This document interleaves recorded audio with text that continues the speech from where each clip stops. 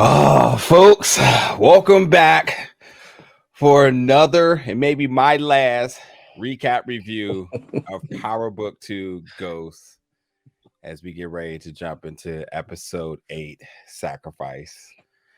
Your usual host, Lucas, and I are here to talk about this very underwhelming, dissatisfying, and probably the worst episode I've ever seen of Power because I How cannot do believe I say goodbye?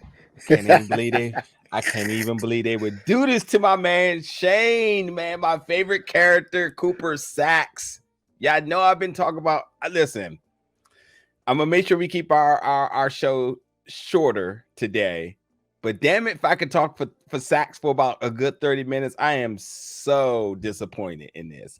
There may be some bias to it, but I'm so disappointed because a character who was so obsessed with the St. Patrick's, his fate by the hands of a character introduced in a very minimal way is not full circle to me. I don't think it's the art. I don't think it's the art that gave a complete circle in terms of the situation he was dealing with Jenny, the situation he was dealing with the St. Patrick. I just was not expecting it. The one thing I will say is that those scenes and typically how they play out, the person typically doesn't get shot. So best believe I was super shocked in the way of like, oh, they really did kill him. It's usually something else happens, somebody either shoots Theo or the police come about and then they just, hose the gun up or whatnot. But the fact that he absolutely, he did absolutely go through with killing Sax and then killing himself. Oh my God. But I just want to say, for all intents and purposes, for the folks who've been rooting for Sax, he got to go. The infamous line in Power, he got to go. For the folks who was rooting against Sax all these seasons, cool. But you got to give Shane Johnson his props because I'm trying to tell you, he had John and Yacht feelings for 3 seasons of this. Let's say about 4 seasons of the original Power series. And continues to be a character that just kept you tuning in each and every week. Fantastic job in his performance, an amazing person. And I am going to miss Sax, and I cannot believe that we're about to talk about an episode where Sax is killed. I'm just not happy about it. Lucas, how you doing today? Hey, man, I am amazingly great. I have never waited for a death so long. I've been waiting for Cooper to go. Like, he's again, as great as Shane is playing the character, I think it was time for the character to go. And how fitting it was for him to be obsessed with Tariq again and fall for another trick from Tariq. And that trick leads to his death. Whatever. I don't agree. Before we get into tonight's episode, you all have been killing it in the comments the previous weeks. There's a lot of comments I definitely want to try to read tonight, so I'm going to see if I can get to them at some points. But continue to participate each and every week within the comments, within the chat. Hit us up with any donations, whether it's the super chat or super thanks. If you have it in you, we greatly appreciate it. But if not, just hit the subscribe button, hit the thumbs up, and we're going to keep rocking each and every week with your recap review show. Also, shout out to Dr. Childs. We don't even need to get into it, but shout out to Dr. Childs. I told you we was going to give you some love, and I just want you to know that I'm going to keep my word there. So shout out to Dr. Childs, her entire class, those lovely new leaders of the future. It's no problem of quickly.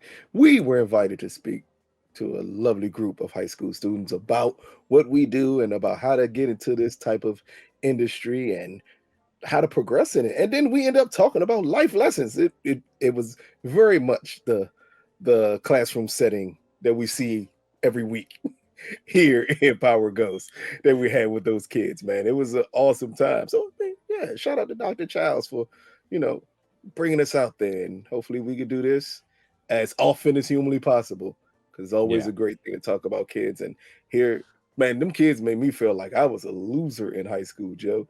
I ain't never been in a room with so many people with LLCs and businesses that are 18 and under. I didn't know what to do. I said, man, this is, if only someone would have taught me this when I was there. For real. Lucas, everybody in the comments wants you to know, since you want to talk, about my man Sax here. Everybody on the comments wants you to know that you have mistaken a certain character last week for somebody that they wasn't. Have you had the chance to look at the comments? I'm gonna put you on blast if you haven't. Did not. Okay, so I'm not, because I can't just read one person, because a lot of people said it. So numerous comments last week says, Lucas, that wasn't Kane from Menace. That was a great reference, but you didn't understand that was Fresh from Fresh.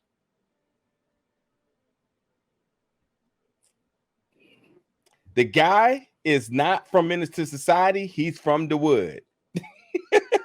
I can keep going if you need me to do. Lucas, Kai was played by Sean Nelson from the Wood and the Corner. Yeah, I haven't seen the Corner in like 30 years. Not trying Turner, who played Kane in Menace to Society. Not that it matters anymore. It doesn't. It really doesn't. It really doesn't. Yeah, let me see. There's a bunch of those comments anyway, but yeah. Anyway, without further ado, let's get to tonight's episode. I hate to say this, but y'all, this ain't scripted, right? This ain't written down. He gotta get everything right, like King from Menace to Society. I know. I'm really coming across as all black people look alike, but them two really do look alike. Yeah. Now that I think about it, it is the little dude from the Wood. Yeah, it says, by the way, that's dude from the movie Fresh, Sean Nelson. But anyway, beyond that, a lot of comments from the folks. Quick. Let me just correct somebody really quick here. No one remembers Fresh. I don't care who you are. You can lie to yourselves because y'all looked up his IMDb as much as you want to. None of y'all were old enough to remember Fresh. I'm older than most, and I don't remember Fresh. Don't you dare try to throw Fresh at me. I give you the Wood. Pause. But not Fresh. Yeah, there's a comment that says from Tasha. She says, I like Nigeria, but that damn Lucas, his commentary is so intellectual, stimulating. Excuse me, ma'am. No. Yeah, excuse me, ma'am. Take that to his DMs. It's like, nah, it's all good. They love you. They love and hate you all at the same time. I'm just here so I don't get fined. That's all it is. Shout out to everybody from the DMV, man. Everybody tapped in, whether you from Silver Spring, whether you from the heart of PG County, whether you from Charles County. People tapping in from all over the place. We appreciate it. Even people from Baltimore saying, hey, I'm in Maryland. I'm not from the DMV, but salute to y'all for tuning in each and every week. Again, it's all love. Y'all in Baltimore for even having televisions. That's man, clap it up. You gotta clap it up for y'all. See, man. That's when amazing. He says shit like that, y'all still be like, that Lucas is so good. I love, he's so intelligently stimulating. I love him. God. Wow, the hate shit like that comment. When I said one thing about Baltimore, they let me have it for like 3 weeks. So therefore, I'm never going to say anything about Baltimore. I said one comment and they let me have. He's the biggest hater ever. He like a kid that never got none before. I'm like, dang, like wow. Yeah, wow. They did me bad, bro, for one comment. But yeah, appreciate everybody tuning in again. Like, subscribe, notification bell. Y'all know the whole rigmarole, the whole script for YouTube. But also again, if you are loving the work, loving the content, you definitely can help us out by donating in the chat, donating on the super thanks, whatever it is, however much, it doesn't matter. We just appreciate it. And I'm going to tell y'all right now, we will be doing a live chat at the end of the season. That way you all can get in with us. We're going to probably do it for like an hour and a half. Y'all can get in with us and talk all things power. We need y'all in the comments because that's how the show is going to go. We got no plans. We're going to hang out with you all. And we're going to kick it. We're going to talk about power. We'll even talk about Snowfall as well, too. And then we can talk about upcoming projects because we will have a little bit of a break between some shows here. So we figure why not kick it with you all. Anyway. Speak yourself. Yeah. A little bit of a break. Yeah, I got things coming up, too. What you talking about here? Anyway, let's get into the top of it. And these scenes are kind of flicking from different vantage points, but we're starting off with Saxon Davis on the rooftop. And Davis is drunk. This is, obviously we never seen Davis in this capacity, but we all know what it is all about, even before he even says it. It's been 28 years he's been waiting for his brother to get home. And now that his brother don't want anything to do with him. But at the same time, too, in drunk mindset, he says and compliments Sax by saying, "Man, you're a decent motherfucker," which is a really interesting comment that's quickly going to bite him in the ass. But I will say, and I'll throw it to you in a second. Right after that, Davis gets a call from Monet as Monet lets him know about Diana being arrested. When you heard Davis compliment Sax, knowing what we know about Sax, knowing what we could assume was going to eventually land on Davis' desk very soon, what did you think about how this was going to change the dynamics between the two of them? I mean, this was the first time that Davis had truly shown Sax respect. This is to let Sax know, like, almost that Davis kind of sees him on a mutual playing field, which we don't see a lot from Davis. Davis always feels like he's smarter than everyone. The only person that he does not feel that way about is Sax. Yeah. So him even saying that is just acknowledging the person that he believes Sax to be. While, obviously we know the road this is going to go down. We fully understand exactly what this is going to lead to. But in this moment, this is Davis acknowledging the man that Sax is. It's almost like I don't want to call it an attaboy that you hear a lot, but more of just a mutual respect, a mutual acknowledgement that like you're cool, like, and not cool in the sense like you're down for the cause or you're invited to the cookout. Not that type of cool. It was a cool in the sense of you do your job. You're extremely good at your job. Yeah. And I'm acknowledging you for that. And again, it was just fitting that this would be the point where he would actually do that, because this is the point where Davis feels lost. This is the point where, again, he says it best, like, my brother left me. Like, at this point, but you got my brother out. Like, you helped me accomplish something I've been trying to do for 20 years.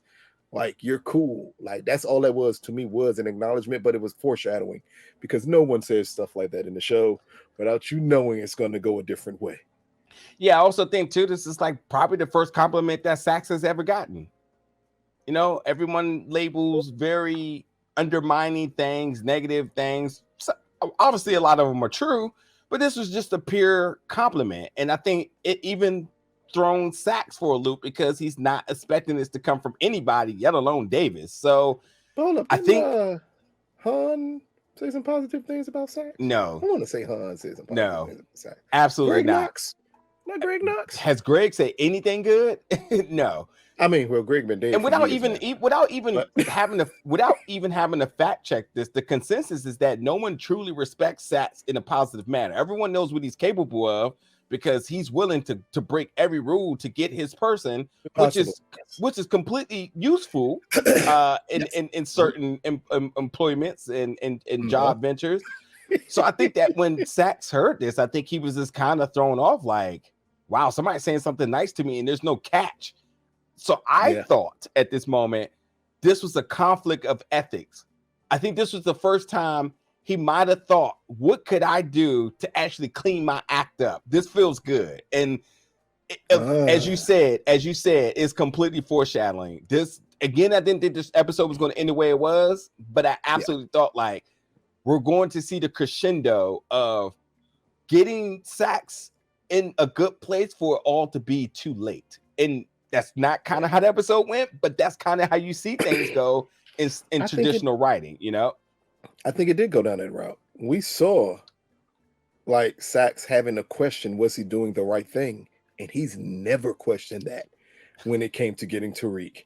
Like, when Jenny asks him, are you sure about this? You see the pause in Sax. And the pause is because of Davis. It's not to do with him going after Tariq. Sax would kill his mother to get to Tariq. But I think it was just him thinking, like, in the end, he helped get Davis' brother out, which I think he understands how big of a thing that was to Davis. And he has respect for Davis. Even if he doesn't like what Davis is doing, he still has respect for the man. And that was a slight hesitation and pause that Sax had in thinking, like, okay, am I doing the right thing here? Yeah, I also think that too, because Sax is in like a predicament of dealing with love and the pressures and sort of the sacrifices he's made for Jenny. And while he feels one way, it's not being reciprocated. And I think that Jenny has shown that she doesn't feel a mutual way for him. And I think this while your statement of sort of it seeing like a arc of him kind of questioning to do the right thing, I think he's just put in a precarious situation that we've never seen him in the sense of him doing and saying things that he normally wouldn't do. This is the most unsax like Sax episode that we've ever seen. Yeah. But then he still is Sax in this episode. And he still is Sax. He was trying his best to get off his points in this episode. Which is why I love Sax, is because this character, from all the folks who have written Sax, which obviously means Shane has had to have some say-so in his character, because you never see continuity like this for the longevity of a character who isn't the main character. When it's the main character, you can all focus in about the story the series needs to ride on this character. But for Sax, he can change at any given time. I'm sure we can find like some discrepancies within Blanca over the time, but like Sax has always been Sax. Even to the point that one of his dying declarations is like, hey, Tariq, I know where your mom and your sister is, so if I die, you're never going to get that. That's completely Sax-like to know where they're at, to know and to utilize that he knows where they're at. Pull that card. To still pull that card. It's the most Sax thing ever. I'm gonna miss Sax, and I don't care. Y'all can hate me this whole and to actually think Tariq would be the one who wants to kill him. Completely Cooper. Even in his life being threatened, he saw no other person but Tariq. The fact that he didn't suspect Davis at all was wild. Knowing he'd been all up in Davis' death this entire time, which I gotta say, I know it's in my notes below, and I'm just matter of fact, it's coming up in a second. Hold on. So to Tejada's house now, Monet's worried. Kane decides that I'm going to go to Stansfield to kind of find out what's happening. You already knew why he was going to Stansfield. Now listen. Hold on. Why did you think he was going? Just tell me. Effie. I literally thought, I was like, oh, he about to go get that Silver Spring nigga right now. He tired of that. I swear I thought that's what he was going for. Braden's not on the campus anymore. No, Celine, dude. What are you talking about? Oh, nigga. Why would he go get Celine? Because remember, he was suspicious of Celine in the first place. He was like, how good did you know him? I swear I was like, listen. I knew that is the scene we needed. I know y'all loving this Effie and Kane thing. I know y'all been waiting for this. I needed him to G-check Celine. The fact that Celine was the one that called her in, Kane should have rolled up on. But I will say, there has to be a scene where that happens. If Kane does not roll up on Celine at some point, he's so pussy whipped. This is the saddest downfall of a character I've ever seen. Matter of fact, a comment last night said. A comment last week said he paid Effie tuition and not Diana's. I spit out whatever I was drinking at the moment. If that ain't the goddamn truth, here you go, sis. I'm gonna hold you down. But then pay Effie's. Poppy was paying for Diana to go to school. So still, that's not Kane's responsibility. It's not for Effie either. Okay, but anyway, Kane trying to get them cheeks. It is his responsibility to pay for Effie's tuition. The good old Bobby Brown out here, man. And you see, he says I'm going to Stansfield. Here's a question though: who else was he going to go to but Effie? And what's the first question? Hey, you know anything about Diana being arrested or what she could have been doing? Nigga, you know what she was doing. What was the point of asking Effie? There were some aspects of it he didn't know, but obviously he didn't go for real information. We'll talk about it in a second. We're almost there. But anyway, so Davis was attempting to go to represent Diana, but Sax insisted because Davis is drunk. And Sax, as he says, like, I know what they're going to pull, so I should be the one to go. So Davis is kind of like, all right, you're right. Hold it down. Yeah. Davis then texts Tariq. Now you have Diana and the Rico team inside the interrogation room, and she mentions that Celine snitched. And he only snitched because he's heartbroken because they broke up, which the most Silver Spring ass nigga that we've ever seen on television ever right here. My man then got her. He didn't snitch. Who did? How? What did he snitch about? They arrested Diana because she got caught on camera. Okay, cool. So cool. So wait. So because she said it out of this dude. No. She said it. She said it out of her mouth. No. What episode are you watching? She said it because she didn't know at the time they had footage of her putting drugs in a vault. Yeah. Like she didn't know that. But so when she said, "Oh, it's Celine must have told you," and then Blanca coming out, no, we got these pictures of you putting drugs in this vault. Is it That's not what we get you here? But for. was it not out of the realm of possibilities here? That's my point. You know why I know? Because he's just like a Silver Spring nigga. You know what he ain't gonna do? He's not gonna snitch on her because he's still in love with her. He's gonna do whatever he has to do to win her heart back. So he trying to post bail right now. Hey, he out that jump, taking all his little tuition, all his little trust fund, and like, hey, whatever she needs, whatever Diana needs, I gotta get her out here. He done wrote her a poem, and a nigga who writing you a poem ain't gonna snitch on you.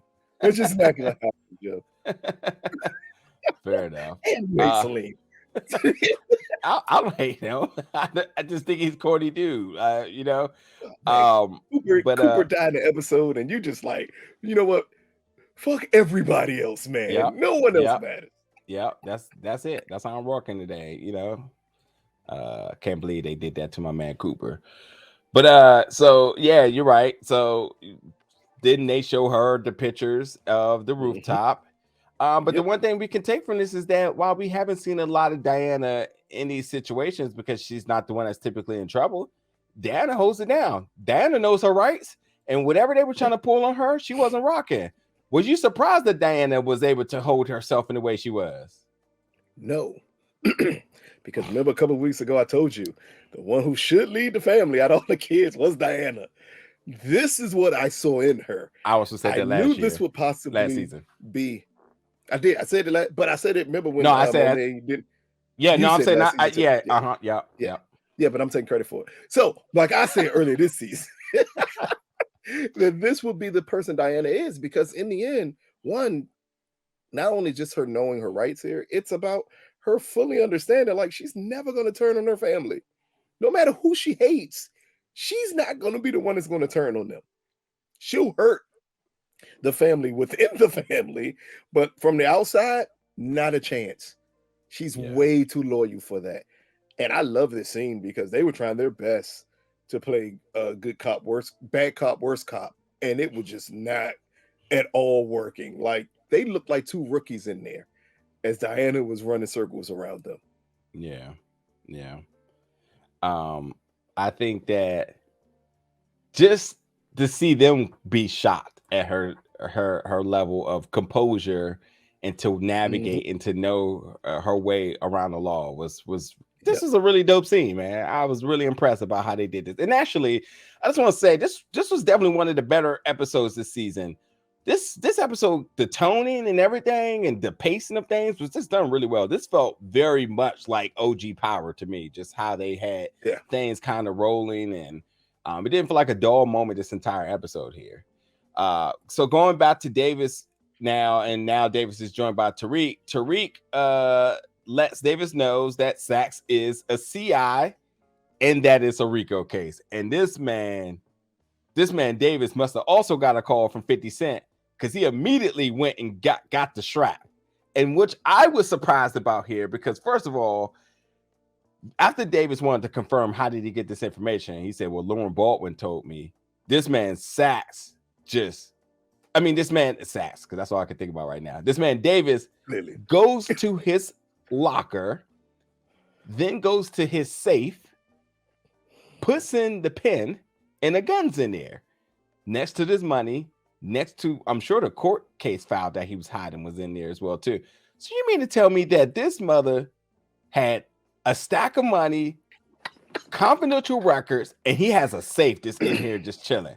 Which means like he has the awareness of protecting things, except the things he really needs to protect. To the safe, except for the key to the safe that he put under his calendar on his desk. But the fact that he wouldn't, which I'm sure his pen is all ones at this point.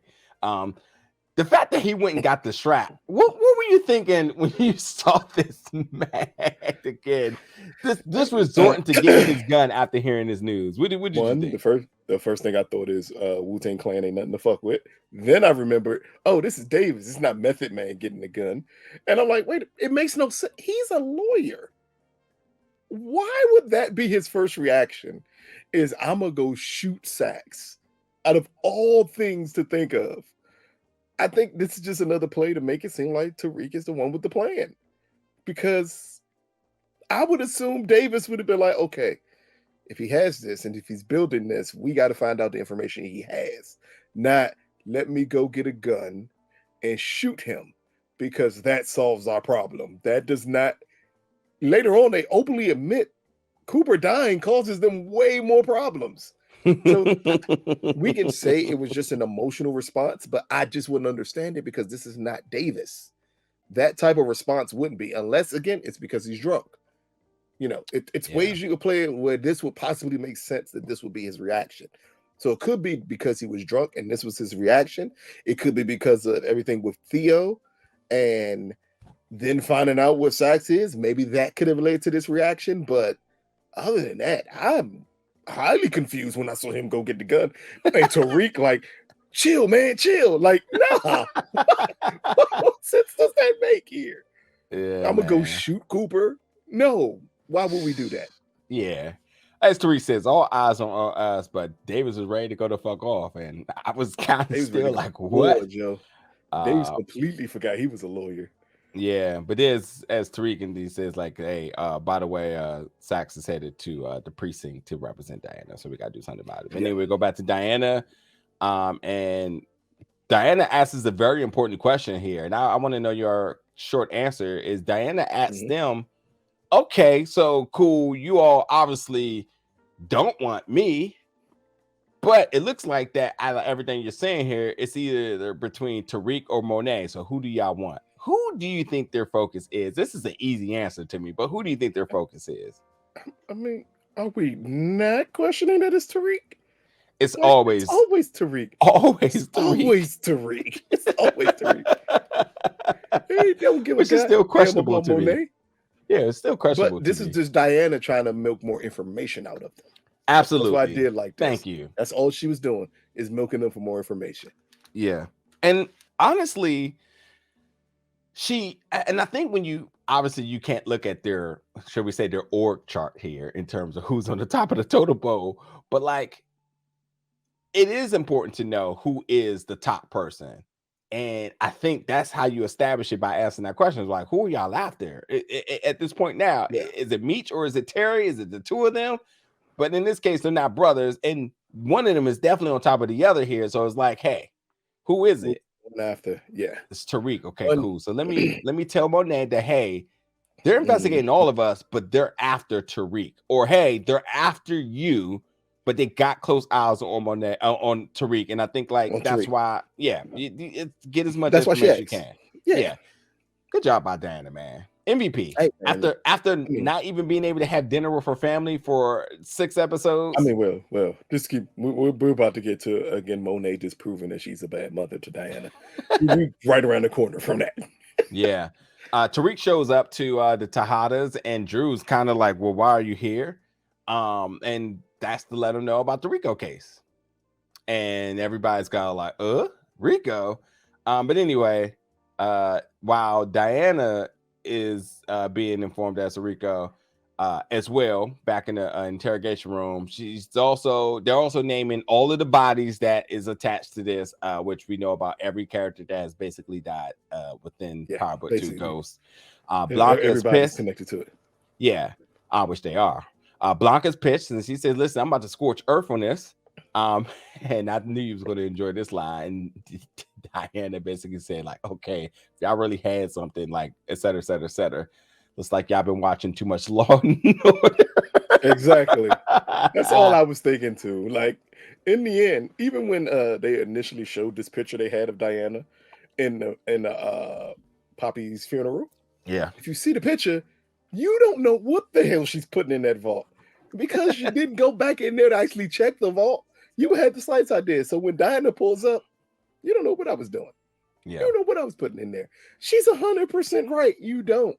Like, the evidence was so weak, and Diana's right, because unless you watch Law and Order and you're expecting her to break, There's no evidence that's going to help you out here. Uh-huh. Nothing. And you Mhm. going scorched earth means nothing. I remember when you thought Blanca was the cleanest cop in the world. I will never let you live that down, buddy.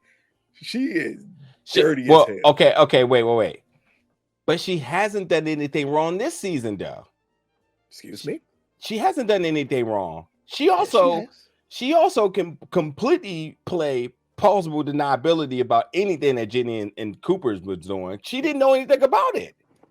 You know what that's like saying? You didn't necessarily murder the person. You may have known it was a setup and you knew when they was going to kill them, but you didn't necessarily pull the trigger. So this is like, for lack of better words, but yet the issue you have with her is that she has not ever directly done anything illegal. However, too bad she did. Yeah, besides that. You're right. Yeah, besides that. But there's like 2 or 3 other instances where she's been complied yet complacent about the wrongdoings around her, which absolutely make her wrong as well too. Yes. Yeah. And here was absolutely wrong.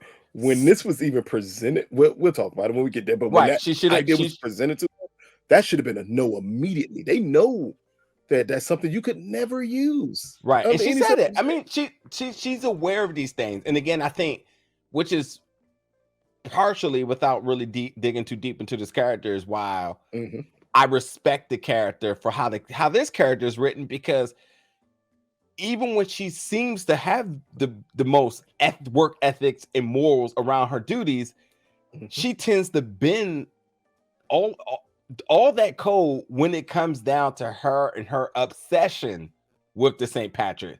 The moment that it's like, we can't use that, but it does get us Tariq. All right, bet. Say less. Let's do it. And like, let's keep it 100. Before this, in this season, she was very much like, okay, cool, we need to make sure that who did they need to tell? Not Mock.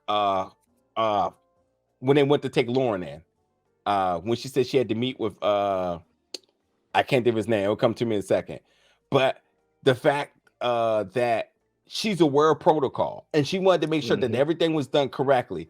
And she has been doing everything correctly. And I even think that's why Jenny and Sass also didn't even want to tell her in the first place, because they knew she would be a wrench into what they've been doing. They're scheming. They're scheming. They're not as close. They're not as close to Blanca to fully understand how dirty she's willing to go. This whole season was been them testing her, of seeing, what would you be willing to cover up here? Right. That's all it is. Right. And that's, Jenny and Sax is willing to cover up anything humanly possible. They don't care. Like, they will get Tariq at all costs, even if he's not the killer. They're gonna want Medina, that's who it was. That was like, oh yeah, let's make sure we got everything right, because we need to present her to Medina and whatnot. So it's like, she shows signs of like she wants to do the right thing. But again, when you're playing with Sax, when you're playing with Jenny, all the rules, the book, throw all that out the window. And the moment that you agree to even go with their plan, well, then yes, you're wrong as well too. So, there's been way worse. I mean, like, we're not talking. She's not on the level of Sax or should we just go down the list of all the dirty cops? But she's dirty. She's not top 5. Dirty. Yeah, she's dirty. She's not top 5. She's top 5 ghosts. She's top 5 ghosts. Dirty cops. Who else? No. I'm all of power. She's not top 5. Sax, Greg. Greg may be number 1. Then Sax. Greg is clearly number 1. No, Sax is number 1 at this point. And then Greg. Sax like Jay-Z, his longevity ends up getting him number 1. Sax is number 1. It's Greg. And then what's her name from Canaan? Gotta be number 3. Why? Whoa. Why? Because she kidnapped Tariq? That's not enough of a reason. No, from Raising Canaan. What's her name? Burke ain't dirty though. Yeah, Burke is irritating, but Burke ain't dirty. Burke ain't dirty. She's just irritating. And Howard got probably be 3 or 4. No, Howard is 3. Blanca is a strong 5. Hey, she's a strong 5. We'll leave it to y'all in the comments, man. Let us know your top 5 most dirty cops in all of power. And then if you don't want to do your list of top 5 dirty, then just give us your top 5 most annoying cops all of Oh, Harper. no, that's a different list. She's clearly she's top 2. Burke is number 1. The way she be teleporting everywhere, number 1. Burke is hands down number 1, Joe. Is there any cops in force? It's not a single cop in force. Matter of fact, no. Didn't Blanca show up in force at the end? See what I mean? Oh man. Shit, anyway, they gonna go back and Blanca gonna be in Canaan.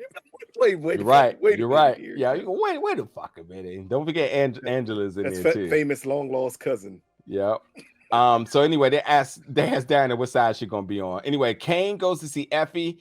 Effie tells Kane that Diana's been selling drugs and that the rooftop camera probably got her, which I definitely want to tip my hat to you because I think we all knew that Effie knew the camera was there, but we also didn't quite get a real rounded picture that not only did she know that was there, but she also could have probably have told Diana, but she didn't, which means that she was holding that information for collateral for some point, which Diana is why Diana wouldn't partner with her. Why tell you anything? Exactly. Yeah, exactly. When because think about the responses, like, oh yeah, she was selling drugs in the candy store and the rooftop camera. Like the rooftop camera is kind of like, oh yeah, and the rooftop camera. Mm-hmm. Oh, but the fact that she said it in the way she did is like, oh yeah, she already knew what it was. It was one of those type of ones. She's like, yeah. But anyway, Kane tries to step off, but Effie has some things she wanted to get off her chest, and she wanted to say, thank you for paying that tuition, Drake. And wow, you say Drake? Oh man, I know Drake be giving girls gift bags, but this is a hell of a gift bag. Tuition, like, hey, it ain't triggering if you got it. Hey, ain't no issue with it. Yeah, but he said paying tuition for cheeks. But he said, "Listen, Effie, how many times I gotta tell you I don't want anything from you?" And then she responds back in a way that I really do respect because this is exactly what I would expect the woman to say in this scenario. Wow. She said, "Because you are who you are."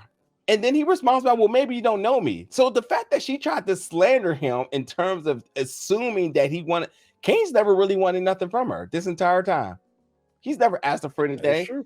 He just now if you understand the character Kane is also, he might as well be a cop the way he's obsessed with Tariq. Because that's all he cared about was that and power. And nothing with Effie. I think he only wanted to either bother with Effie off the strength of getting at Tariq.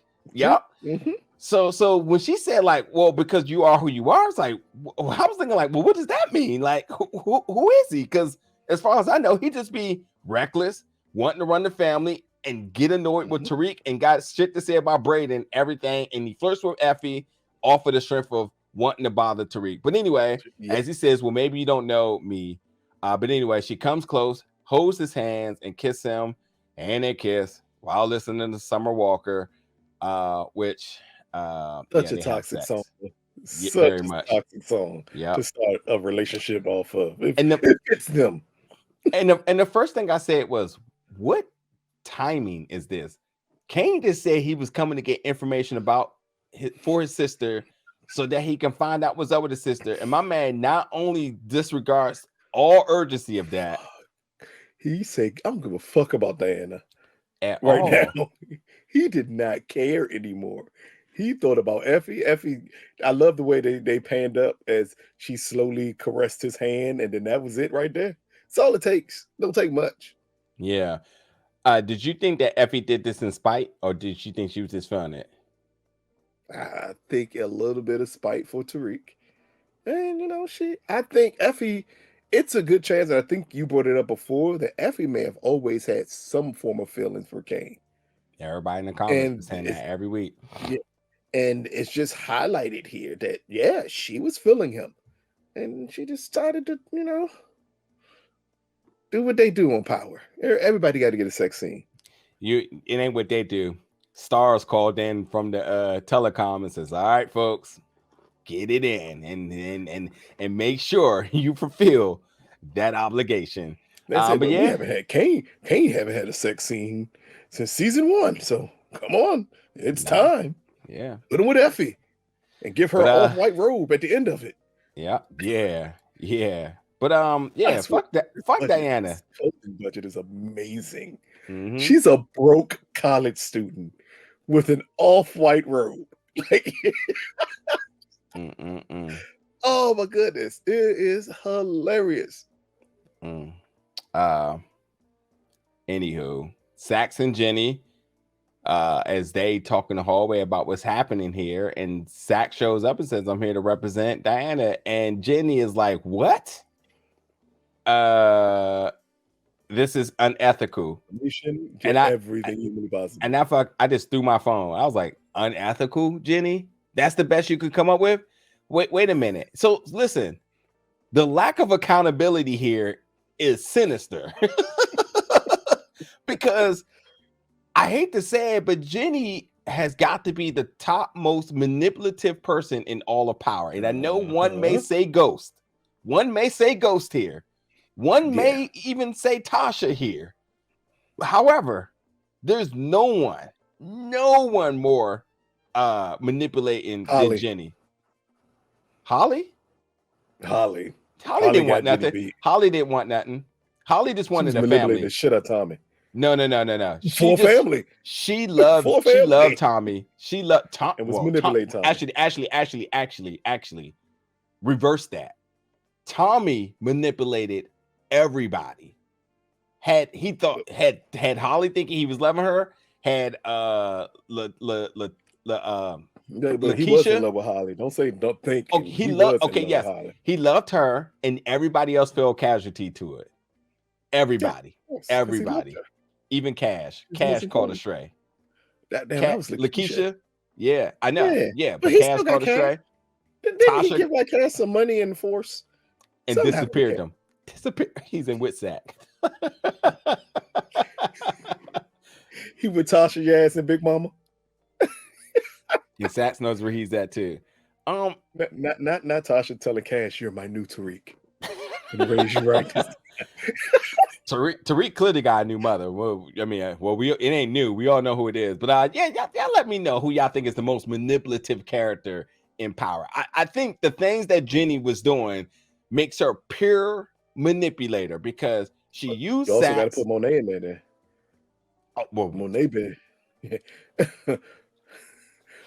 It's hard to you know what? It's hard to say that Monet is a top manipulator because she's not shy of what she does. Everyone knows what she does. Jenny is out here using Sax, made Sax think he loved her, and then tried to be like, "What are you doing? It's unethical, ma'am." This is your Sax bias here. She's literally only manipulated Sax. No one else. Like she's number one. The legal system and Blanca, and now she's trying to even manipulate. Oh, how are you thinking about Lauren?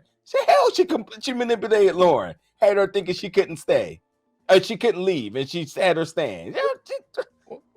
How many people? Pull out my facts if you count down the list of people that Monet has manipulated, it's not even close. I feel like Monet manipulating people, but everybody knew. Like the cop she had, he already knew what time it was. She made it seem like, listen, when Lorenzo get out, you out. And then when Lorenzo got out, he was out. When Dante was there, he was out. She made all these dudes knew that, like, listen, and even dude that she just killed at the club, manipulating him she was leaving with him. Wait, she told Dante she was leaving with him. And didn't, because she said... But hey, no. Family. Gordo's whole family and Gordo. That we will talk about that. You right. You're right about this one. Monet hits a different level here. You right about that one. But anyway, I can't believe Jenny gonna come out here and talk about Sax is being unethical. What did you think when she said that straight up? Oh, she bugging. Like, everything y'all done has been unethical. You're hiding a witness from her family and won't tell her family she's alive. And now you're worrying about ethics? Yes. What Cooper asked to do here. The moment he said it, I said, oh God, from a law perspective, that's a different form of being unethical. Because at that point, you're using privileged information for something. Like, that's immediate jail time. Like, her hiding Lauren, she'll get sanctioned. Cooper using this is jail time. You can't say anything that your client tells you and use it against them. That's the point, literally, of having a lawyer, is that you can abuse the point you have one and tell him stuff that you know he can't pass on. Yeah. And that was Jenny's concern. That definitely was Blanca's concern. It's like, wait a minute. If we get this information, if it ever comes back that this is the way we got it, we're fucked. And that's why when everything blows up the way it does, and it pinpoints right back to him, that's why she's like, oh, I can't even protect you anymore. Like, you're on your own. Yeah, that's BS, because she was never going to protect him in the first place, ever. She never had Sax at best interest. It was, and honestly, if they had got their person, or if they get their person, she's not going to give Sax any credit. I tell you what else, I'm jump the gun here. You see how they treated Kevin Whitman when he died? Mm-hmm. Yeah. Let's put a bet. Do they give Sax that same love? Why would they? Because he was part of their RICO team. He's a CI. They like should. Kevin, like, what are they gonna drink? They won. The treatment they gave Kevin was pitiful. They drunk Jameson. Like, we've already been down that road. Can you stop being rich for a second? What you giving Nancy? Like bottle of Merlot? Like, what does Nancy get? What drink do you get for Cooper? Like Louis the 13th. And I think they may drink. I think her and Blanca may drink to Cooper. It's a good chance. Or it's a good chance that Jenny shows that she really had feelings for Cooper and she was hiding them. I'm posting my picture with me and Shane later on, just so y'all know that he a real one. He invited to the cookout. He gonna be on the Yaz book, because the Yaz book gonna take place between seasons of Ghost. He'll be back. I'm booking it right now. How old is Yaz if it's taking between seasons of Ghost? Like, why would Cooper be there?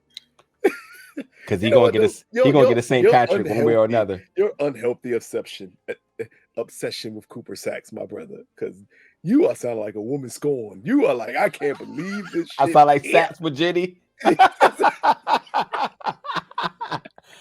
right, we gotta keep going, because here we go. We're gonna have a 2-hour review before we know it again. But anyway, yeah, as it says, like, listen, it's unethical. As I say, he mentioned that he was going to be representing Diana. And she says, this is too big. Do you think this is too big of a risk? And Davis then comes around the corner. I'm sorry, Davis is still outside. He's trying to snap back into things because he's clearly drunk, but he's trying to put his face on. Tariq also calls him unethical, so that's funny. Yeah, right. Tariq calls him and he says, I got it. You know, they try to make sure the plan is on, but he peeps around the corner and sees Jenny and Sax talking. Diana, Sax, and Davis now are all in the interrogation room, and they're trying to come up with a game plan.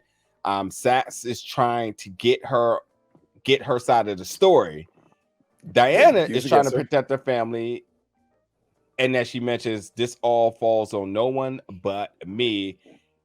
But as she starts to get a little bit loose lips, Davis then spills his coffee on Sax, passes her a note to Diana, and says, put it on Effie, trust me, because looks like Diana was getting ready to say something that Sax could use. As we've seen in this situation, that Sax was truly trying to get specific a specific confession out of her in order to use it, because obviously he's fed.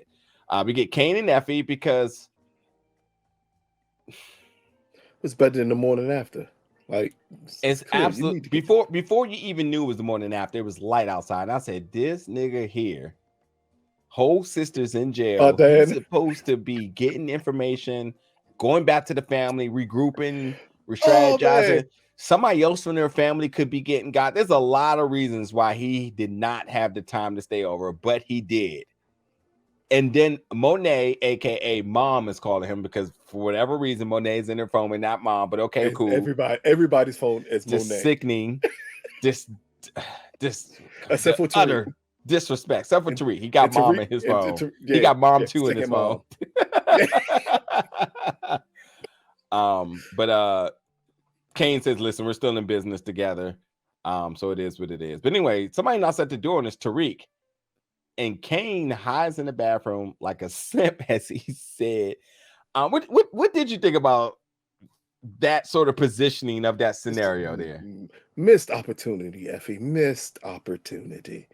Literally, didn't you just go through this with Diana and Tariq? When Diana opened the door up and Tariq was in the bed, Yeah. you should have talked to Tariq at the door, then open that motherfucker up and Kane was in the bed. Perfect symmetry, perfect get back. Granted, we do get it later on in this episode, which I find absolutely hilarious, but here would have been really funny to get it also. Yeah. So anyway, Tariq and Effie, I got a job for you. I need you to pick up the cups and fill out the orders for Wall Street. He says everything's hot, but at the end of the day, they got to keep things going on Wall Street. Listen, we don't have to like each other to work with each other. And she says, fine, it's still fuck you. But anyway, if you're gonna do it, then I need my own drugs. I need back in the business. He says, listen, I'll give you a brick a week. That's in, is what she wants for her own product. Then Monet texts Kane, like, where the fuck are you? So all this is happening here. Monet and the Castillos. There you go. All right. Castillos? Okay, whatever. I know you're not looking at me to say the name properly, right? Castillos. Anyway, so they're all together, and this was about Monet letting her know about what's happening here. Like, listen, we got an investigation on us. You all are good. There's no connection here. However, I had to stop operations for a couple of days so I can dead this. And they're basically like, listen, that ain't got nothing to do with us. We need to keep going. We can't afford it. But as it says, listen, the less, and as they want to know more about it, says the less you know, the better off you will be. And Evelyn's like, listen, I'm not losing any more family members to prison. I love this line because I said she doesn't know about Gordo being dead. So I was just like, as soon as she says, I'm not losing any more family members, I was like, huh? What did we miss? But it said to prison. I was like, okay, cool. I got it. Yeah. And then anyway, they get ready to roll out, and then Drew, she approaches Drew. It's like, hey, do you know where Gordo is? He's not picking up the phone. And Drew gives this little face like, no, we're good, but I haven't heard from him. As they want to know, is there trouble in paradise with the relationship, and why he's not answering the phone here. Kiki and Brayden, as Kiki shows up to the house, checking on Brayden to make sure he's not overreacting. But at the end of it, I got Kiki stepping to Brayden like she a boss. I was super confused by this. Just completely transformed into a whole nother person. Checking on you for us. Yeah. Bitch, there is no us. Is your name Kiki Weston? Like, I'm highly confused here why you would send Kiki to do this with Brayden. It's a weird scene. It pays dividends a little bit later on, but it was a weird scene, a weird setup here between those two. Yeah. But she says Monet's been calling all morning and wants to have a meeting with Lucas. So Brayden, handle your investor. What did you know what was happening at this point? Yes, because this is all about Monet money. Monet wasn't fucking around with them. We understand Monet don't play about Monet's money. Yeah. And she was very dead serious. So when she said Monet Todd has been calling all morning, I knew then Monet was like, I want my money back. I don't trust you white people, because she clearly says it later on in this episode. Yeah. I think it was just, and it's also a way for her to question Kane. Because Kane made this decision, not her. So that's even more of a question. Oh, we somehow, some way always get down and somehow back to Kane and his decision making. Kane and Monet, which happens to be one of the funniest scenes of this episode, is because it's so true. Kane, where you been? Since I've been out here trying to help out Diana. He said, what, you don't care about this family no more? He says, you out here helping your dick up in some scholarship pussy. We got a RICO case, and he's kind of like, wait, what happened? Obviously, we didn't know all of this. He came home last night, but I'm surprised she ain't carrying him in that way. But I like the way how Monet handles her exchange with her sons here. But anyway, they said they're trying to make Diana flip on us. And no product until I say so. And don't you go back and give any of this back to Effie. And Kane responds like, wait, y'all trying to set up Effie? Which I just, let me sum this up and I give it to you. And then it says, gonna realize, and he says, oh, and so then I'm gonna end up realizing that you don't need me. And she comes back and says, listen, I got to clean up another one of your messes. You never do no smart shit, because Kane tried to make it seem like, see, this is the problem. When I finally do some smart shit, you're mad at me about it. It's like, you ain't do no smart shit. Say, yeah. I was confused about what Kane mess was. This ain't got shit to do with Kane. Yeah. Not a motherfucking thing to do with Kane. But it do. It do. Because like you said, listen, you know we can't trust those Spider Boys. You gave our money to a bunch of people who don't want us to do well. Okay. To your point, really quick. She gave Lorenzo's insurance policy to handle it legitly. He gave it to Braden to give it to Weston Holdens to make it legit. Yeah. All right. Except he just gave it to the wrong person. And so, like, honestly, he did a right thing unknowingly, knowing that this was like going to be the ramifications even before all the big other stuff that's to come. Yeah. But I also think that Monet is just a control freak where she's just like, I want you to do something, but only if I do it. It's one of those type because she still needs to keep Kane under her thumb. Absolutely. So Kane is really starting to highlight the point of him noticing, I actually don't need you. Yeah. I'm waiting to that flip switches. That's the switch flips. Good God Almighty. And Kane fully realizes, like, oh no, you actually need me. Cause this connect is mine. It ain't yours. Tariq's right there. They're looking for Monet to do any goddamn thing. Tariq's right there. That's the only son she needs. Everything that Kane can do. Tariq is still scared of Kane. In the end, he is terrified of Kane. Besides that, yeah. Besides that, but and now that Kane got Effie, Kane got the magic key. Like, what Tariq and Diana gonna do together? Hey, we're not building nothing. Where the fuck is Obi and Noma at this entire episode here? It's a lot of funny. It's a lot of funny stuff happening. They just out of the way. Hey, they like this American issues. This ain't got nothing to do with us. Have my money on the first.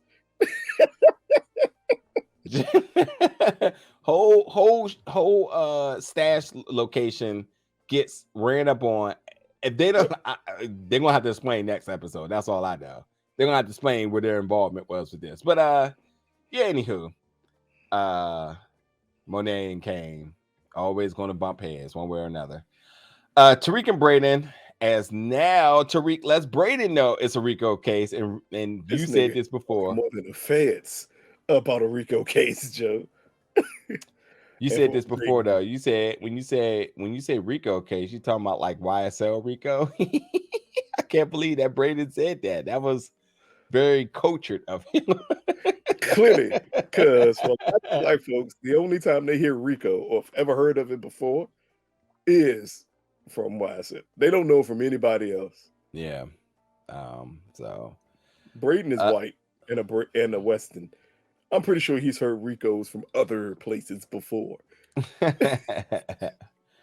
But anyway, he says we need to dead no cap for a few days.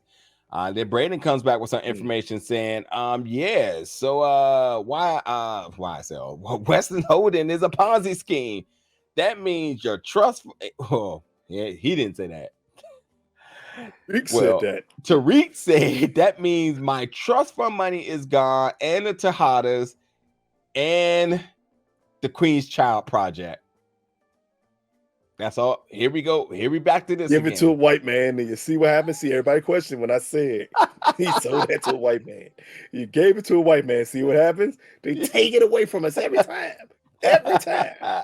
Goes blood, sweat, and tears, and Raina and Yaz to keep that Queen Child's pride. He should have left that to Yaz. This is why you don't need the Queen Child's project to Tariq, Joe. Because Tariq, as Ghost would have said, if Ghost could have came, if they could have had a picture of Ghost in this moment.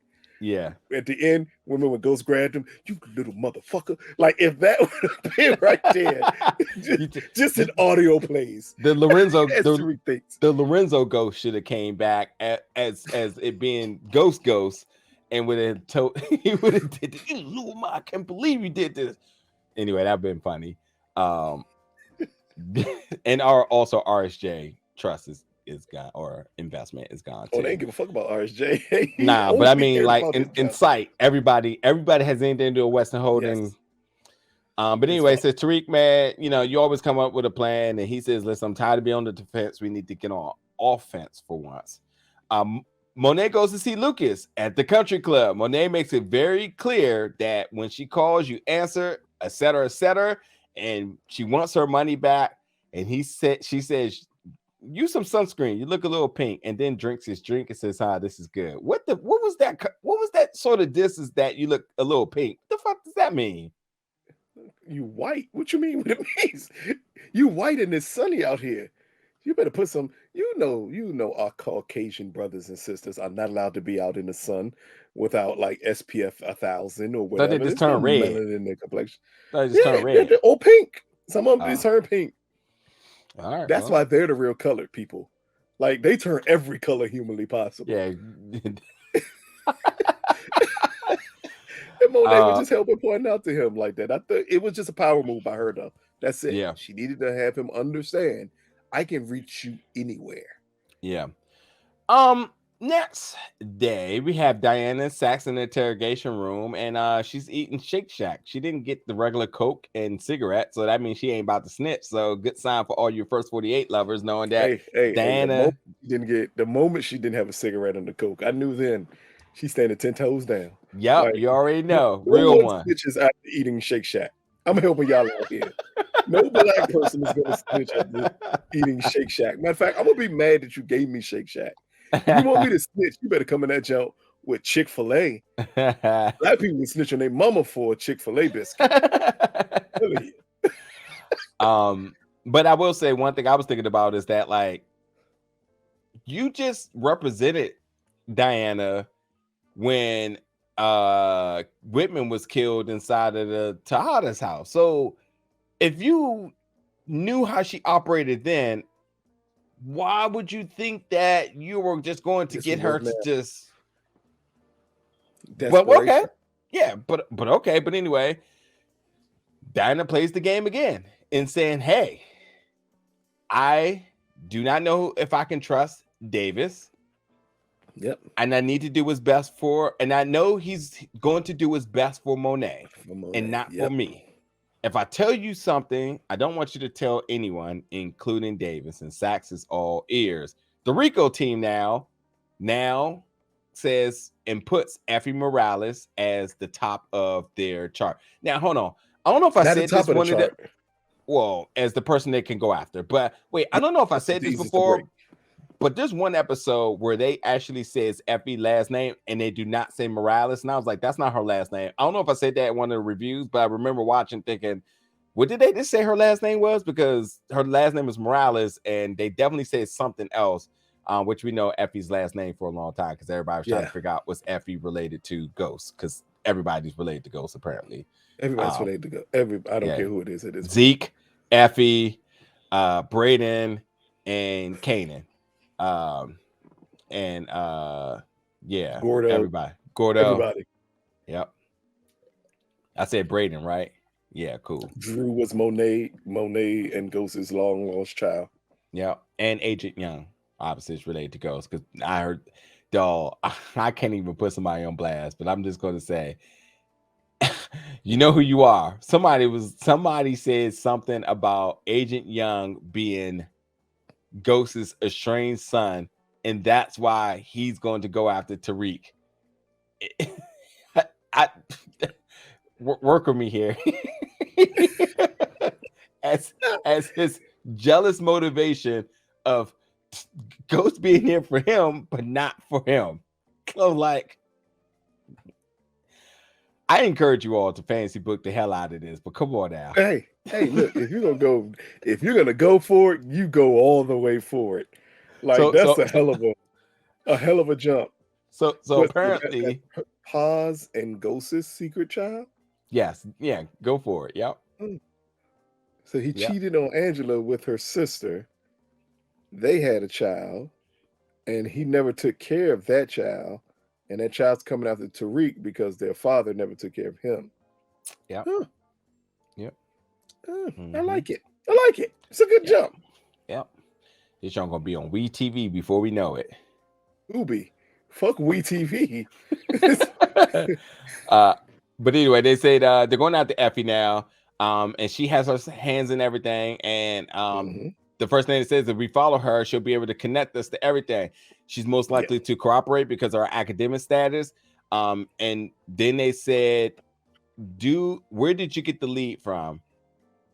And that's when they revealed that Sax is the CI, got it from Diana.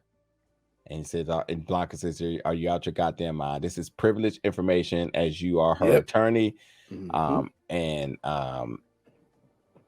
You know, I at this point now, I'm just kind of like, I mean, and as you mentioned too, like they can't use this information. But anyway, real quick routine, you two can never trace back.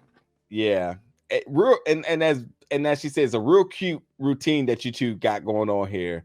And if this and obviously now that Blanca done turned the page on this already, she says, listen, you know, are you willing to blow your cover up by revealing this? Because you know everything's going to end up coming real fast. Are you ready to do it? And it says, all right, cool, we're going to put a tail on Effie. Effie gets a call from Kane. And Kane then tries to, you know, say like, hey, trust Tariq. We know what Kane is doing here. Kane is trying to warn Effie about what's happening. But then without saying it. But then Drew is spazzing in the house. Before anything happened, what did you think was happening? With Drew? Yeah. With Drew. I thought he had found maybe a picture of Gordo or something, and he had got emotional from it. I was not expecting what happened, but I thought it had something to do with Gordo. Yeah. I was not expecting Drew to be this. Man, I've never been in this situation before, so I don't know how that feels to be that hooked. Yeah. But Drew is in his feelings. You mean you've 1000%? You never dated a girl that got drafted to the WNBA and she was just sitting. One moment she said she didn't want a relationship, and the next moment she's out there with her new dude. No. No. Okay. Not at all. Not at all. Not at all. Okay. I mean, I only wanted one person from the WNBA, and she got married to a football player. I was not happy about only one person from the WNBA? I just wanted one. Who? I don't like Candace Parker.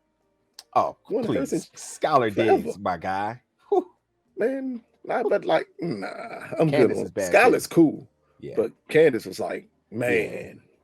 Yeah. I'd have sacrificed my mama for Candace at one point and be like, sure, mama gotta go. Would you add a Chick-fil-A to interrogation room for Candace? Hey, in a heartbeat, Joe. Had that check. Complete setup. Chick-fil-A and a cigarette.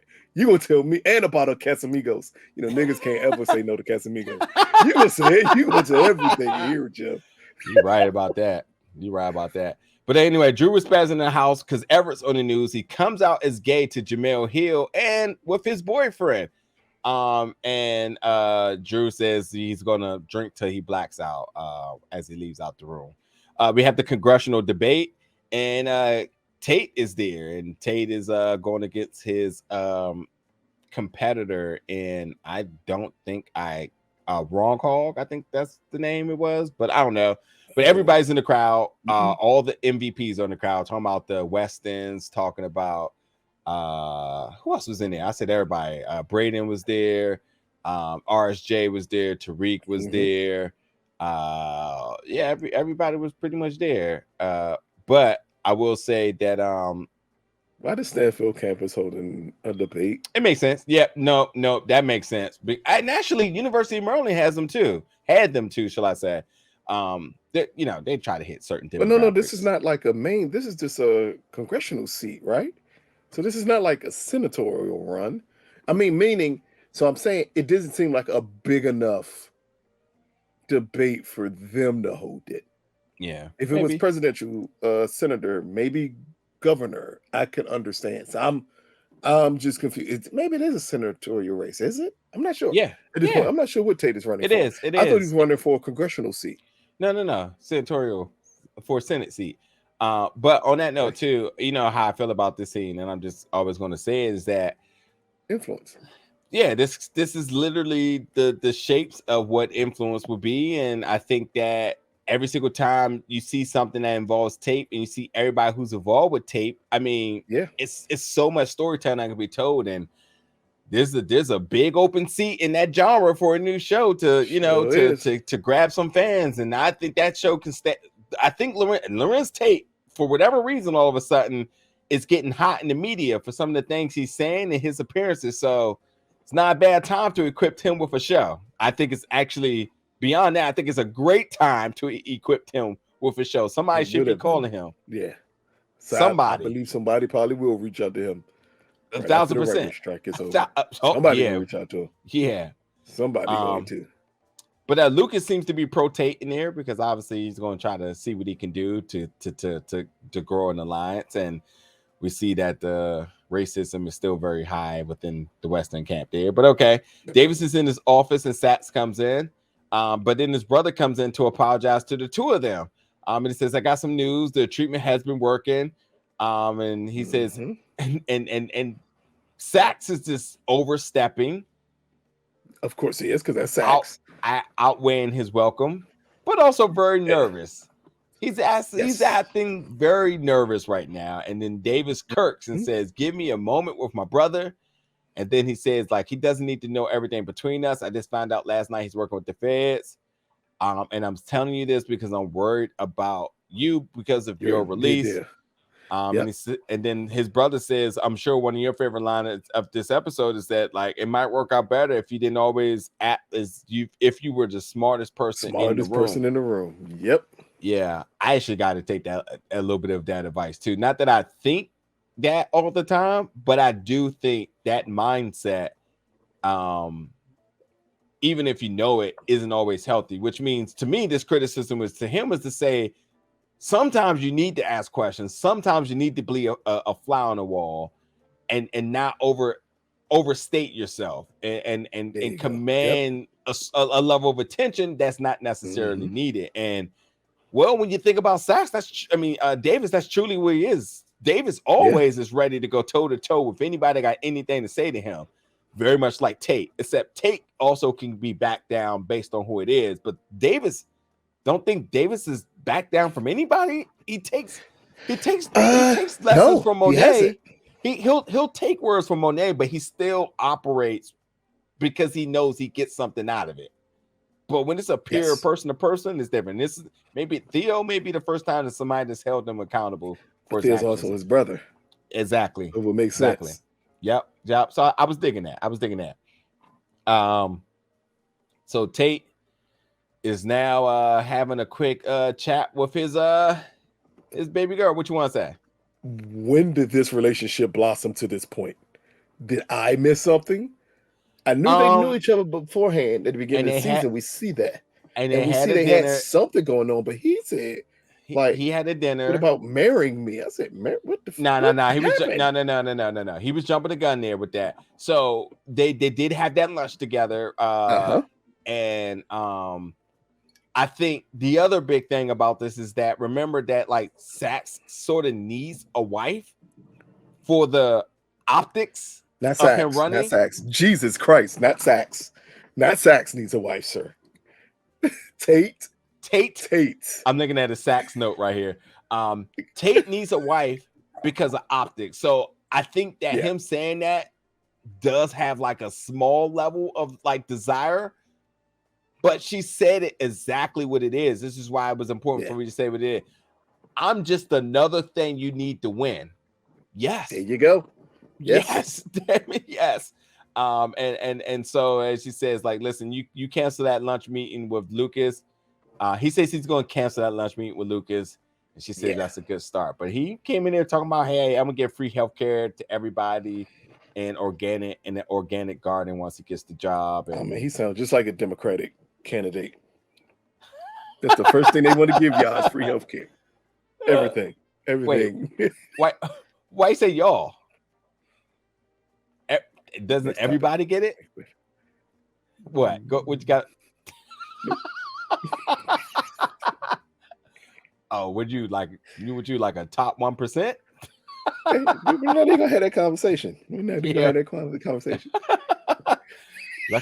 Luckily, I'm a good friend. All right, Tariq and RSJ. Tariq comes in and says, listen, Weston is a Ponzi scheme. RSJ is pissed. Why are they so free and sharing so much information here? Yeah. And with that,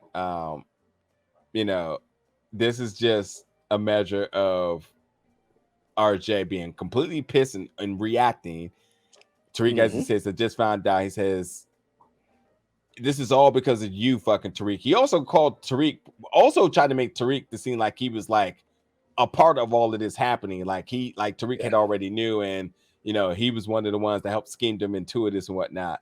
But he says, like, listen, not only you're not the only one who's fucked, everybody's fucked. As he didn't mention his trust, but yeah, that's what it is. But no, they did, because he talked about this. He did bring up his trust. Okay. Yeah. And then Tariq says to RJ, what are you willing to do about this? The feds are on Effie as Effie's moving around, taking photos of her and whatnot. We get Jenny and Sats as Jenny tells Sats everything's going to move really fast. Everybody just be careful. Drew looking at Everett IG stories, then sees him in public at the same restaurant. Long story short here, Drew is hurt and he's obviously jealous because of it. And as he mentioned, I got nothing. He says, you get everything, I got nothing, and breaks down in Everett's arms. But this also, is why you don't deal with emotional exes in public. Yeah. No. Yeah. No. You're not gonna be able to buy you crying and letting it all out. Ready to fight. Drew's ready to fight his new boyfriend and everything else. Yeah. Like he just wasn't riding Gordo in the last episode. Like, come on, man. You're not allowed to have these feelings, my brother. So did he actually really care about Everett, or like was this just like I'm sorry, did he actually really care about Gordo, or was this just like felt like Gordo was a rebound, but the way he was talking about Gordo, all the feelings were there. He felt like he had found someone who he didn't have to pretend around. Because in the end, as much as he loved Everett, he still had to pretend around Everett. But none of that was necessary with Gordo.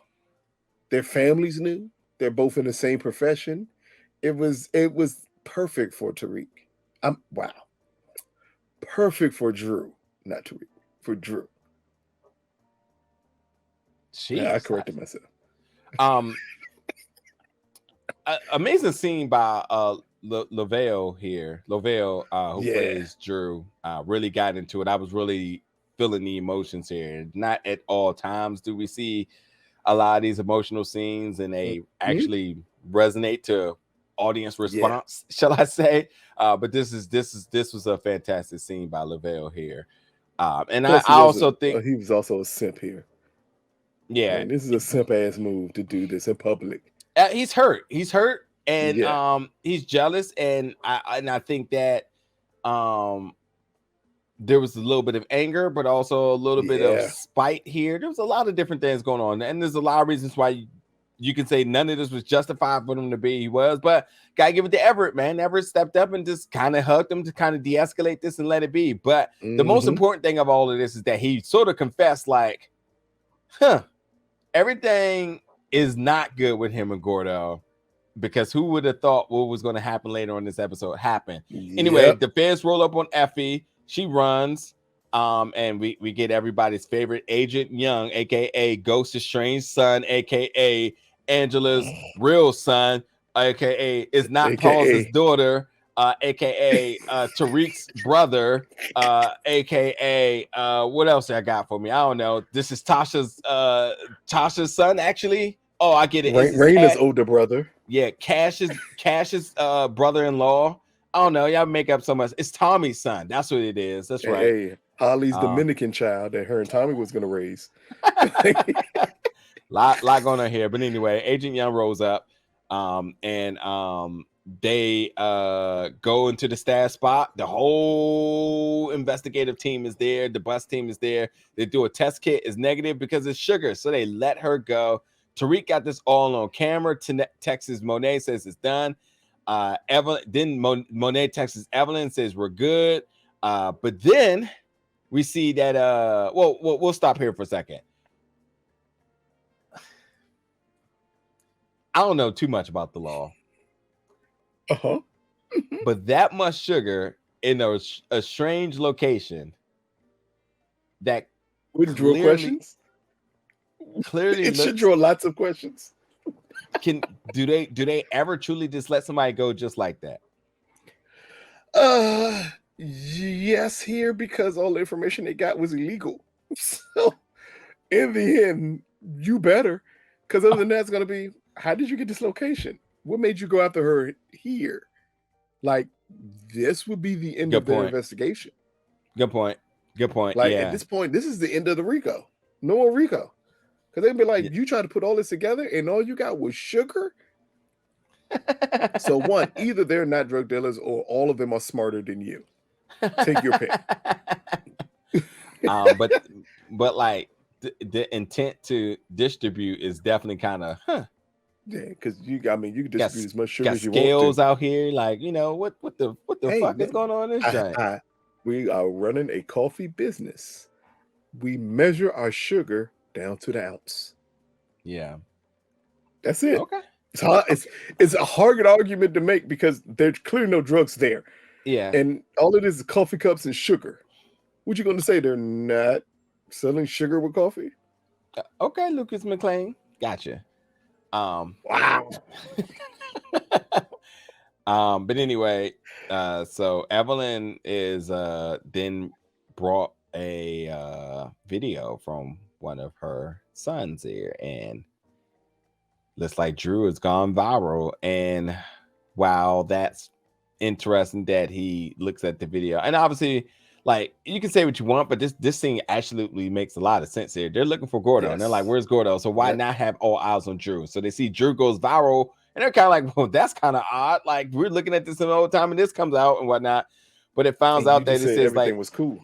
Yeah, because they said like, hey, he said everything was good with Gordo, and he's still missing. And said, hey, we need to have another conversation with Drew, which we know that's going to happen next episode. And shout out to anybody who was ever in the writer's room or the creative team that decided to name that video "Whose Man Is This?" Man, I lost it. I lost it when I saw that was the name of the video. It's "Whose Man Is This?" Yeah. What we got now? So the Tejada's house here, or the Tejadas, we got Kane, Tariq, and Monet. Effie shows up. It is the Tejada's house. Effie shows up and says, listen, I know what y'all did, and I know why y'all did it, and I would have did the same shit to any one of you. And then looks at Kane and said, are you coming? And then they roll out, but it makes sense again, because you have to remember that this man, as much as Kane has animosity towards Monet, it's all in spite of and jealousy of Tariq. Yes, kind of like, you got him at this meeting, and when Effie says, "You coming?" and they leave out together, that was her payback for missing opportunity in the bedroom of embarrassing Tariq. She did it in front of Tariq's mother. Yeah. Hey, do you remember? I think it was Fast and Furious 7. Yeah, I know Fast and Furious is my favorite franchise. So this is the one where 7 is the one where they went through the buildings in the car. Yeah, actually, I don't remember which one it was now. Maybe it was 8. It might have been 8. Okay, yeah, because it was 8 actually. Do you remember when? Do you remember the scene where Gina Carino. That's her name. Okay, I know who that person is. Yes. Yeah. She was in 8. Yeah, I think it was 8. She was in like 5. And remember she did that same line where she was like, "Are you coming?" And we assumed it was going to be one person, and then another person walked out with her. Can't even remember who it was. And I'm drawing a huge blank. I know it was Gina. And look back and say, "Are you coming?" I'm gonna have to look this up. But anyway, my point is, the point I'm making is, it would have been cool if they would have panned this in a way of when she said "you coming," they would have looked at Tariq. It made it seem like she might have been talking to Tariq just for it to go back to Kane, and Kane be like, "Yeah, I'm coming," like in a sense of like really like enhancing the spite here. Instead of just showing the two of him when he walked through, I thought they could have like used the same type of like illusion in the cinematography in order to like really like draw. You was like, hey man, y'all now not making this scene spicy enough. Y'all need to spice this joint up a little bit. Exactly. Thank you. That's my whole point of getting at there. Thank you. But yeah, next scene we got Jenny and Sax. As they said, sugar is sugar. And then it said that means they know we were coming. And then Jenny says, you working with them and you set up this whole thing to burn me. So Jenny's obviously in her feelings again. And says, I have a talking on my back and all you can say is, I told you so. That's sorry. And then she says, I'm sorry. I can't ask for protection for you. And Sax says, never again. Jenny, never again. Wow. She was never going to give him. She was never riding for Cooper. Never. She acting like Lucas out here, like never had love for my man Cooper Sax at all. But it's just unfortunate because Sax was really riding with her. He could have changed his life with her. He was ready to. Sax was not changing his life. We ain't telling that lie here. Sax gonna be a Sax. Nancy gonna be Nancy. Oh wait, now the scene is coming to me. The whole scene from Fast and Furious came to me. Didn't even look it up. Oh shit. Do you remember when what was Deckard Shaw brother name? Cop with the Rock? Yes, that's right. Remember Deckard Shaw? Yeah. It's episode 6. Oh, what's this? It's episode 6. You remember? Yeah, Deckard Shaw's brother, Luke Evans, excuse me. Luke Evans, his character, which is Deckard Shaw's brother. Remember when they decided they had to let him go and he was about to walk away, and then he looked back and says, "You coming?" They was looking like, who is he talking about? And it happened to be Gina Carino's character who was next to the Rock that walked away from him. It was like, that's like he always is a step ahead of us. I think they could have played it somewhat like that, where they said like, but anyway, that's what I was like, make it more spicy. That's what I was getting at. Y'all probably like, what the hell are they talking about? Okay, folks, I love Fast and Furious. Let me have a moment. Hey, look at, and he is mourning the loss of Cooper Sax. He doesn't mention Cooper about 45 times this episode. Yeah, we're going to see Fast. We're going to see Fast 10. Fast 10 Part 1. You are on your own. You are on your own. I passed on that. The moment I saw that, that's no, thank you. Yes. No, thank you. Sir. In there, front row. I'm not even sitting in the very front row like this. Because I'm doing it for family. All right, so Sax. Not for me to watch Jason Momoa be another long lost brother of Vin Diesel's. No. Not doing that to myself, buddy. Sax walks out of the building and says, I know where Tasha and Yaz is at, so if I die, so does that information, as he calls Tariq and leaves him a voicemail because Tariq can answer the voicemail because he was in a meeting. But then he gets in there, Theo's in the back seat and says, shut up and drive. Rihanna song. So Lucas. I was about to say that, and I left out. I said, I ain't gonna say it. I got you. So RJ and Lucas, and RJ comes in there and is not nice at all. I know it's a Ponzi scheme. Basically tells him to shut up. He says return everyone's money, or he makes a lot of threats. He's going to call every and anybody to get him involved. SEC commission, which would immediately shut down his business if he runs to the media, runs to anybody. That would be it for Western Holdings. Yeah, it'd be over with. Lucas is also showing his true colors as he looks at Tariq and says, so you think this is the hood? I was like, oh, Mr. Give us the all black boy Juneteenth. to get black client. Exactly. Yeah. I That love was a Kiki. warning. That was a warning there where we understood that Lucas has Juneteenth ice cream in his refrigerator, and he eats it because he thinks that helps him destroy black people. We know, we get it, Lucas. But RJ says he want all his money back. Tariq's trust and the Tejadas, and Tariq and Braden needs to be okay. And he got it. And as he says, like, I know it's gonna be everyone knows it's gonna be difficult because that's how a Ponzi scheme works, but he says it's okay, he got it covered with the feds. I will also say that the way Lucas talks is fucking annoying. He talks like he's in some type of urban Shakespeare class. Like, the shit is annoying. Yeah, like extremely long-winded for no reason. Yeah, for real. So Tate and his bae Bennett, and comes in and says, I had an interesting chat with Brashandria. And Tate completely immediately went to her titties. Immediately went to the negative. Like, I don't know what she told you, but I ain't trying to sleep with her. Immediately, my man just, the level of creepness, he just, I couldn't even believe it. I couldn't even believe that's how he was acting, but whatever. But anyway, it says you said that she said that you met with Lucas Weston. And so you lied. And he says, okay, I lied. I accepted the donation. He said you got to give it back. And he says, which makes no sense. She says, I'm not into losing. And she says, you're losing me right now. I mean, listen, he takes the donation after promising that he wasn't, and Bennett is just not happy about that. I think Bennett knows that him attaching himself and aligning himself to them is not a good look. Little does she know what's coming down the pipeline here, because but I mean, it brings an interesting question. How much money is worth your love? And what number would you say? Jeez, what number would you say? Yeah.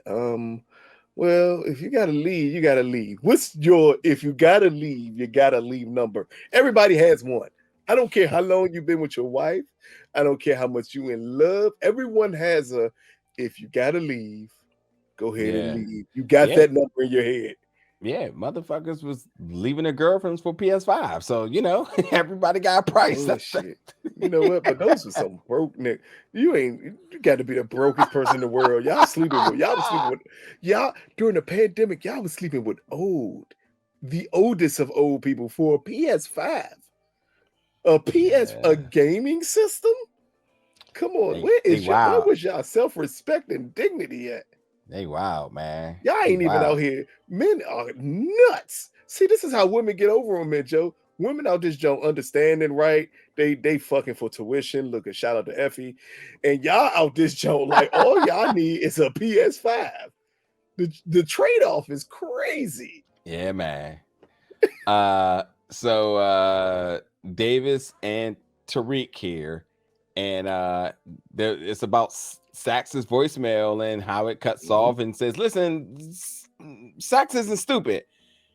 But then Davis gets a call and we hear the truth about Theo's treatment as well. He did say this treatment was working, but he ends up lying about his treatment, that he wasn't going. His brother is dying. He doesn't have much time, and he's also not picking up the calls. And the two of them put it together that Theo must be with Sax. And I'm just like, Anywho, Diana Monet, and Diana is released. And she says, I want out of everything. And Monet with one of the most easiest lines of her entire career. And I wish I had to quote it exactly how it was, because I laughed so hard, so I just let the scene just keep going. It was so fucking disrespectful, Joe. But in the sense of like when you know how black parents are, because they're going to turn a word into a sentence structure that doesn't even make sense. You ask for a Coke. They cuss at you by asking you the question, the same question you asked them, but they put emphasis on the cuss word at the end, so you understand how stupid your question was. It's the weirdest thing in the world. Yep. So he says, first of all, the facts, I loved how they even let Monet pause for a second. Cause I was like, wait, am I something tripping? false fence. Like, Just like listen, a black mother. She nailed this one, Joe. yeah, I'll give you a fresh slap across your head. Like, forget the car, but like, A fresh. She literally said it because Diana said, "Can I? Because I need a fresh start." A yeah, fresh start. Like I'll give you a fresh slap across your head. You better get in that car. get in that damn car. Yeah, And Diana and that Joan looking so. which I love that. I love that Diana even mumbles to herself, like, man, I hate this, man. So I'm gonna get out of here. Like, definitely in her feelings, man. She should have definitely slapped her across the head, too. Diana's a grown-ass woman. Yeah. Oh man. But anyway, Kane and Effie at it again. And they maintenance comes to the door. I'm like, maintenance? First of all, well, everybody comes to Stansfield. You know, yeah. At this point, we understand that. Yeah. But anyway, when they said maintenance, all I said was like, oh well, here comes some BS. But it's the DEA and Blanca coming through, and they arrest her and Effie, and Kane is there and says, "Shut up, I'll take you downtown too, whatever." But anyway, Effie is taken all the way to the edge of the campus, and Effie's kind of like, "What am I being arrested for now?" No, she said, "What is this?" Because she sees Jenny. Said, "What am I being arrested for now?" I said, "You're being arrested for attempted murder." Then Lauren rolls down the window, says, "Yeah, that's the bitch that tried to kill me." And Effie looks dead to rights, deer in the headlights. This may be a GG for Effie. I don't think we're going to see her. I don't know how she gets out of this because she literally. Oh, that's the way you saw that? Oh, no. Go on a little bit more in that scene because that's the most important part. Well, okay. At what point of her? Oh, Kane. You talking about Kane kind of looking and then running off? Not kind of looking. Kane looked in the car and saw it was Lauren. A lot. Yeah. Okay, right. Yeah. You know what that told me? Okay. Oh, Effie's good. I ain't even worried about Effie no more. You want to know why? Because now it's going to put a position where Tariq's going to be given the option. You die or she die. Take your pick. Yeah. Because at this point, she's not just a threat to Effie. Because if Effie goes behind bars, what happens? Technically, y'all can't even run course correct without Effie. Nah, maybe. Braden can do it. Nigga, Braden's not that smart. We clearly see he's not that smart.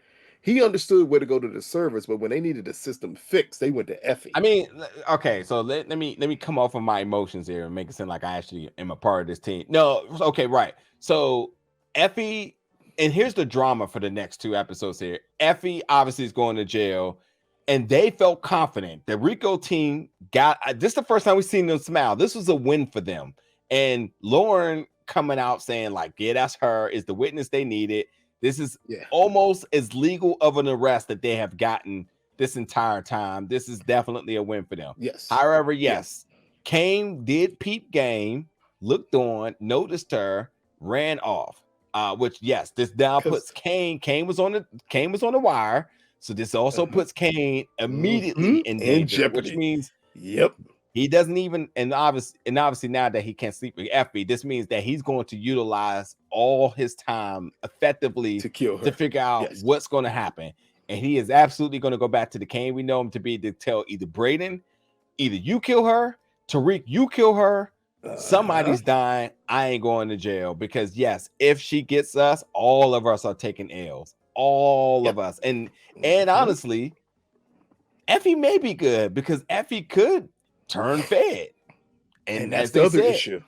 Yeah, as they said that, like, that is the other issue. You don't leave that opportunity open for nothing here. Yeah, this is why this is stupid. Normally, when you go to arrest a person who you're saying attempted to kill somebody, you don't bring that person to the crime scene and have them roll down their window because you don't know who's around that person. So now when Kane goes back, because Tariq was very slick in hiding the point that he knew Lauren was alive. But now when Kane goes back and tells Monet she's alive, and they meet with Tariq, see, because Lauren is not only just a threat to Monet and Kane and Effie, she's a threat to Noma and her business. Yeah. Because if she has that big of a chokehold on Tariq where he's willing to make stupid decisions for her, she has to die. It's literally almost the same setup when Tommy killed Angela. If you're going to be stupid with this person has to go. I can't have them affect business. Yeah. I'm trying to think, was there another scenario where there was like a big boss that threatened to have them? I'm trying to think who it was. Was there another situation? Who killed Lakeisha? That was Tasha. Yeah. I'm trying to think. No, but was there another boss like Milan or somebody that had that needed Tommy and Ghost to kill somebody? Well, yeah, you're right about Jason. Jason. It's Jason. Yeah. Yeah, it was Jason. And you're right about the Angela comparison too, because Angela was absolutely right. So yeah, that's the end of the episode. At least anything I care about. All right, bye. Clearly, you focused on Sax. That was your most important aspect here. Bye. Is to give Sax his proper eulogy. Bye. Yeah, last scene, folks, we get Sax and Theo, and Sax tries to plead with Theo, says it's not over for you. Theo's like, I got a month at best. Then Davis and them shows up on the wrong side of the fence, metaphorically. There you go. And says, put the gun down. You'll be fine, brother. Kills Sax, then kills himself. And when he said he had a month to live, you should have known then everybody got to die. Absolutely. So, that is the episode. A lot of things happen in this episode. Just recapping some of the major things in this episode, from Davis finding out that Sax is a rat, Kane and Effie finally getting it in, folks. Tariq finding out that, Western Holdings is a Ponzi scheme, and Drew finding out Everett has come out on national television and he's dating a rich white doctor. So was Drew more mad that Everett leveled up to a white man, or just came out in general? He came out because he made it seem like that was a big reason why they couldn't be together, because he said it was going to hurt his draft stock, which is true. I mean, but then he just he would have hurt his draft stock because let's just call it what it is. Let's just call it what it is. That's it. That's right. Yeah. If his draft stock was to get hurt, what was his fallback plan? This rich doctor means that, like, if it doesn't work in basketball, he can fall back on that. He can't fall back on Drew, which is it's bullshit. And now I see Drew should have a reason to be upset about it, but anyway, it is Drew. Yeah, it is what it is. Drew viral drunken video, which is him alluding to Gordo's death, and the Castillos see the video. Tate taking Tate taking the donation from Weston, Lucas, and Bennett, and lying to Bennett about it. Tariq telling RSJ about the Weston Holding Ponzi scheme. RSJ also telling Lucas they give everybody their money back, including Tariq's trust and the Tejada money. The feds raiding the drug warehouse, but didn't find nothing but sugar. And did Agent Young arresting Effie for Lauren's attempted murder, just for Effie and Kane to find out that Lauren is alive. And then Sax is killed, and Theo then kills himself, which now takes us to episode 9 next week, A Last Gift. And that synopsis reads: the Tariq scrambles to get ahead of the information that could incriminate the drug organization and jeopardize his family's safety. The feds double down and set their sights on a new target to aid their investigation. Yep. If Jazz and Tasha do not, and also, by the way, congratulations to Notori, who is pregnant. Yes. So congratulations to her. But if we don't get Yaz, she's getting in it with sack, Joe. Yeah, you're right. By Ghost, by the way, it's Ghost still. Oh, Terry. Is Terry still alive? Terry dead. Why is Terry dead and Ghost not? They both alive. Anyway, yeah, we'll see if we see them next week, man. I'll be interested if Yaz and Tasha does return. I mean, they were brought up. I did not go bring back Yaz and Tasha.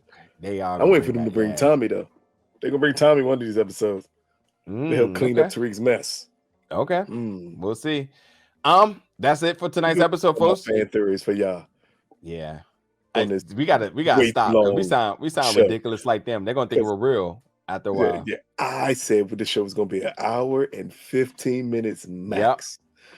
Yep. Mother sucker. All right, folks, get in the comments. Let us know your thoughts about tonight's episode. Give us your predictions about next week's episode. All the questions I asked during the episode, get all those in the comments below. Let Lucas know what person did he get wrong from what series and connection and everything else he always does. You get out. I'm sure you did one this episode. You always do one. Or you can tell Lucas how much you love his very intellectual, stimulating mind. As he will gladly appreciate those comments below. Rest in peace to my man Cooper Sats, Shane Johnson. Peace out. Bye.